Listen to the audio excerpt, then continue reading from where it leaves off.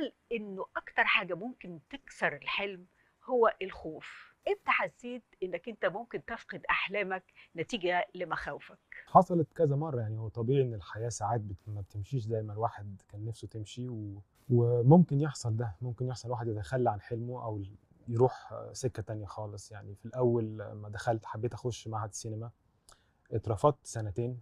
فحاولت فنون جميلة، اترفضت برضو سنتين، هو نفس السنتين يعني، كان بقدم هنا وهنا واترفض هنا وهنا، وخدت ان انا بترفض في كل حتة يعني.